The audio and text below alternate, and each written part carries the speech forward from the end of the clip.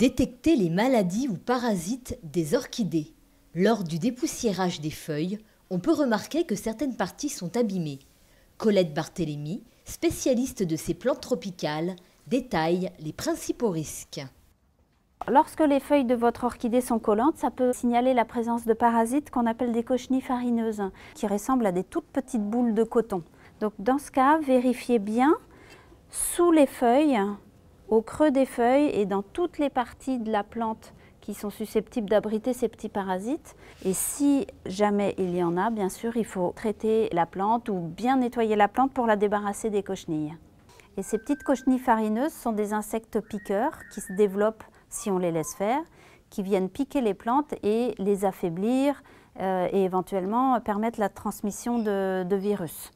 Donc quand vous voyez des cochenilles sur vos orchidées, la première chose à faire, c'est vraiment d'isoler la plante, de l'enlever de votre collection d'orchidées afin d'éviter que les cochenilles ne se propagent. Ensuite, vous prenez un papier ou un tissu et vous nettoyez bien les feuilles. Vous prenez une petite brosse, vous nettoyez tout ce que vous pouvez enlever et que vous voyez facilement. Et vous regardez un petit peu ce qui se passe les jours suivants. Si d'autres cochenilles émergent, à nouveau vous vous en débarrassez. Parfois, ça peut suffire à enrayer le développement de ces parasites.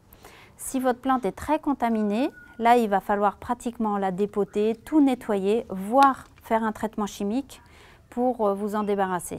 Donc c'est déjà beaucoup plus ennuyeux quand on a laissé les choses se développer. Il y a aussi des traitements plus biologiques qui peuvent fonctionner sur les cochenilles farineuses.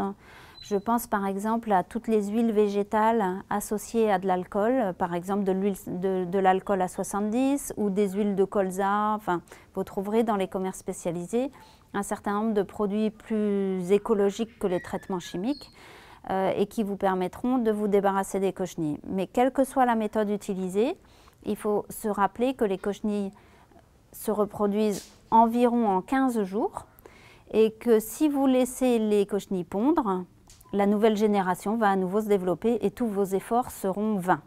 Donc pensez à isoler la plante et intervenir jusqu'à ce que vous ayez éradiqué jusqu'à la dernière des cochenilles. On peut aussi observer chez les orchidées parfois des maladies, des phénomènes qui vous laissent à penser que votre plante est malade.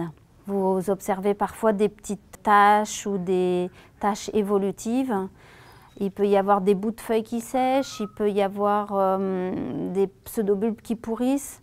Très souvent, ces phénomènes-là sont liés à un défaut de culture. C'est-à-dire que si vous arrosez trop, forcément à un moment ou à un autre, les racines ou les pseudobulbes vont pourrir et vous allez constater, malheureusement trop tard, qu'une partie de votre plante est complètement abîmée. Pour éviter d'en arriver là, pensez toujours à bien ventiler la pièce où vous cultivez vos orchidées.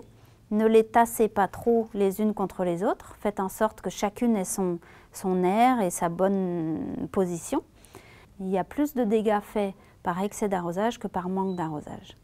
Lorsque ce sont des tout petits points qui sont parfois au revers des feuilles, il peut s'agir de pigmentation tout à fait naturelle, donc une tache n'est pas forcément un problème sur la culture d'une orchidée. On peut nettoyer les feuilles avec de la bière pour les faire briller.